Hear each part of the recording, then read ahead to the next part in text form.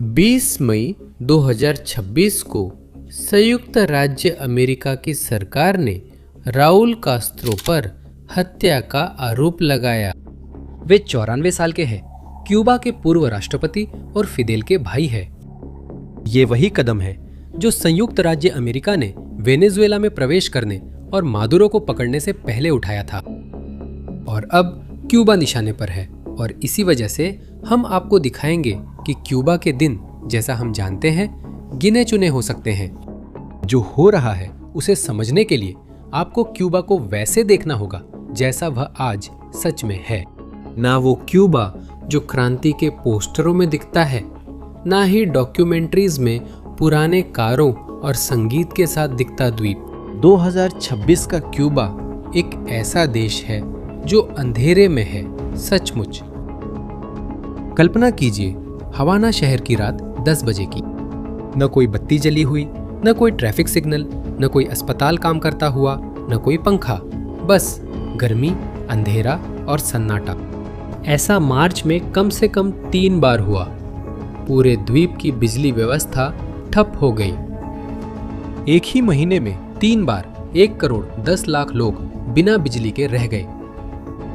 अस्पताल बंद हो गए, सर्जरी रद्द कर दी गई। परिवार फुटपाथ पर लकड़ी से खाना बना रहे थे और सड़कों पर दशकों में पहली बार लोग चिल्लाने के लिए निकले। कई लाख क्यूबाई, कुछ जगहों पर वे सड़कों पर आ गए। प्रदर्शनकारियों ने कम्युनिस्ट पार्टी मुख्यालय पर हमला किया। उन्होंने पत्थर फेंके, आग लगा दी। यह कोई आम संकट नहीं है।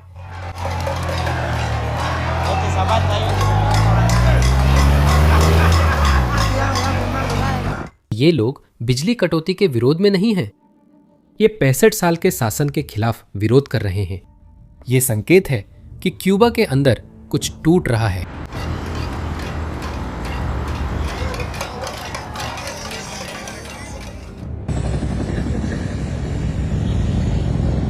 ये समझने के लिए कि ये अब क्यों हो रहा है, आपको 3 जनवरी 2026 पर लौटना होगा। उस सुबह अमेरिकी विशेष बल वेनेजुएला में घुसे और निकोलस मादुरो को पकड़ लिया। कुछ घंटों में जिसने देश पर 10 साल से ज्यादा राज किया, वो अब अमेरिका की हिरासत में था। ये दुनिया के लिए झटका था, लेकिन क्यूबा के लिए यह तुरंत आपदा बन गया। वेनेजुएला क्यूबा की सबसे बड़ी तेल आपूर्तिकर्ता थी। वह हर दिन लगभग 26,000 बैरल तेल द्वीप पर भेजती थी। ये क्यूबा को चलाने के लिए जरूरी हर चीज का लगभग 1/4 था। मादुरो के सत्ता से बाहर होने के बाद यह आपूर्ति रुक गई। एक ही दिन में ट्रंप ने यहां तक धमकी दी कि जो भी देश क्यूबा को तेल बेचेगा उस पर भारी टैक्स लगाए जाएंगे। रूस ने आपातकालीन सहायता भेजी, लेकिन वह ज्यादा समय नहीं चली। मार्च में तेल खत्म हुआ और क्यूबा की बिजली भी चली गई। जो कुछ हो रहा है वो यूं ही नहीं हो रहा। सच तो ये है कि ट्रंप के पास पूरी लैटिन अमेरिका के लिए एक योजना है और इसका नाम भी है डनरो डॉक्ट्रिन। ये डोनाल्ड नाम और मोनरो डॉक्ट्रिन का मेल है। 1823 में बनी अमेरिकी नीति के अनुसार अमेरिकी महाद्वीप केवल संयुक्त राज्य अमेरिका के प्रभाव क्षेत्र में है और इसमें विदेशी शक्तियों के लिए स्थान नहीं है। ट्रंप ने इस विचार को 21वीं सदी के लिए अपडेट किया। उनके शब्दों में मुनरो सिद्धांत एक बड़ी चीज थी, लेकिन संयुक्त राज्य अमेरिका इससे आगे निकल गया। पहले वेनेजुएला था, फिर ईरान और क्यूबा अगला कदम है। साल की शुरुआत से अमेरिकी सरकार ने तेल की नाकाबंदी तेज कर दी है। उसने उन कंपनियों के खिलाफ आर्थिक दंड लगाए हैं जो क्यूबा के साथ व्यापार करती हैं और क्यूबा के तट के किनारे निगरानी उड़ानों को बढ़ा दिया है। वही तरह की उड़ानें जो वेनेजुएला में ऑपरेशन से पहले आई थीं, वही जो ईरान पर हमले से पहले आई थी। लेकिन सबसे चौंकाने वाला कदम 14 मई को आई। CIA के निदेशक जॉन रैडक्लिफ विमान से क्यूबा पहुंचे। न कोई घोषणा हुई, न पत्रकारों को कोई इंटरव्यू दिया गया, न कैमरे थे, और राउल कास्त्रो के पोते से मुलाकात की। क्यूबा के गृह मंत्री से भी मिले। क्यूबा की खुफिया एजेंसी प्रमुख से भी मिले। वही एजेंसी जिसके बारे में खुद क्यूबा सरकार का कहना है कि उसने फिदेल कास्त्रो को 600 से भी ज्यादा बार मारने की कोशिश की थी, उसी टेबल पर शासन के वारिसों के साथ बैठी थी।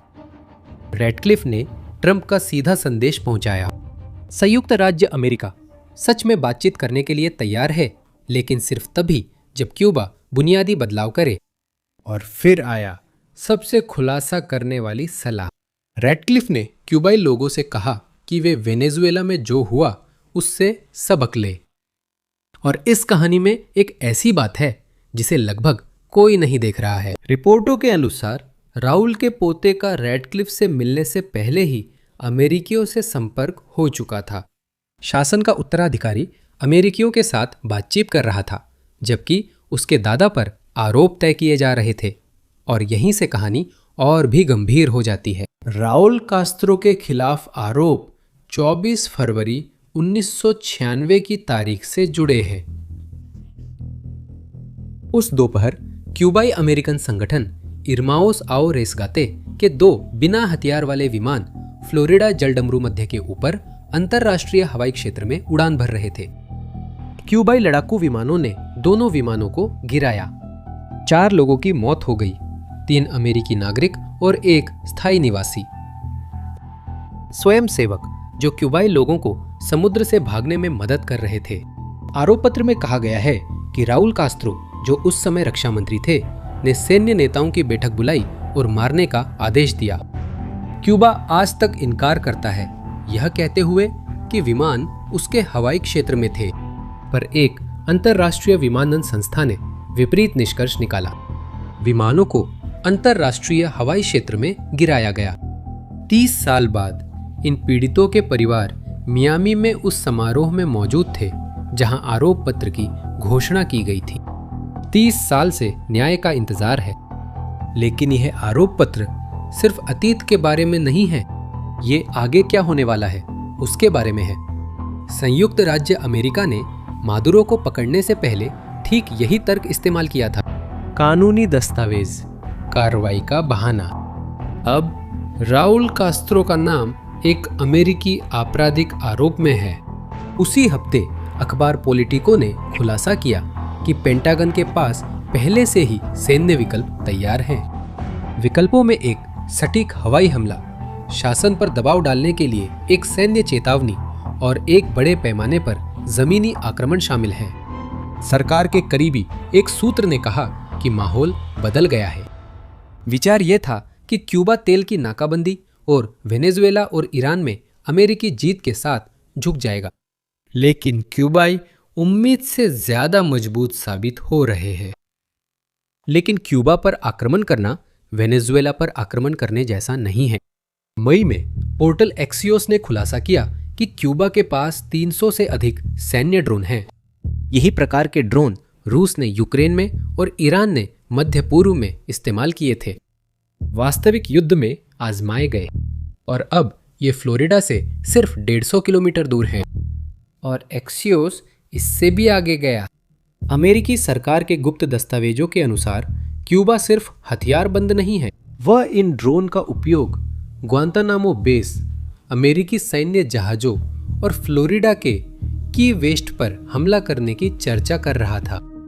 अमेरिकी सरकार को अभी तक किसी आसन्न हमले के संकेत नहीं मिले हैं, लेकिन क्यूबा द्वारा ऐसी बातचीत किए जाने के तथ्य ने अमेरिकी सरकार की योजनाओं को बदल दिया है।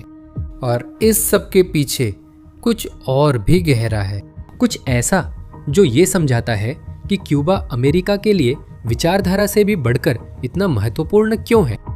कम से कम 2019 से चीन क्यूबा में एक इलेक्ट्रॉनिक जासूसी अड्डा चला रहा है। ये अड्डा फ्लोरिडा के तट से सिर्फ 150 किलोमीटर दूर स्थापित है। ये अमेरिकी हवाई और समुद्री गतिविधियों की 14,000 किलोमीटर से अधिक दूरी तक निगरानी कर सकता है। रूस भी इस द्वीप पर खुफिया अड्डे बनाए हुए है। ट्रंप के लिए क्यूबा सिर्फ एक पड़ोसी कम्युनिस्ट शासन नहीं है, ये उसके दुश्मनों का अड्डा है जिससे वे अमेरिका के पास से जासूसी कर सकते हैं।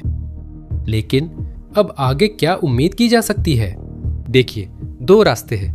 पहला है समझौता। ट्रंप ने कहा कि वह कूटनीतिक समाधान में विश्वास करते हैं। राउल के पोते ने बातचीत शुरू की है। CIA ने कहा है कि प्रस्ताव अभी भी खुला है, लेकिन यह हमेशा नहीं रहेगा। दूसरा रास्ता है ताकत का। आरोप पत्र मौजूद है, सैन्य विकल्प मौजूद है, निगरानी उड़ानें मौजूद है। और मार्को रूबियो ने साफ शब्दों में कहा, मुझे नहीं लगता कि हम क्यूबा का भविष्य बदल पाएंगे जब तक ये लोग सत्ता में हैं। रूबियो उस शासन से भागे क्यूबाई लोगों के बेटे हैं। वह विदेश नीति पर नहीं बोल रहे हैं, वह परिवार की बात कर रहे हैं। संकेत एक दिशा की ओर इशारा कर रहे हैं। क्यूबा वेनेजुएला नहीं है, लेकिन वही तंत्र काम कर रहे हैं। और घड़ी खैर टिक टिक कर रही है।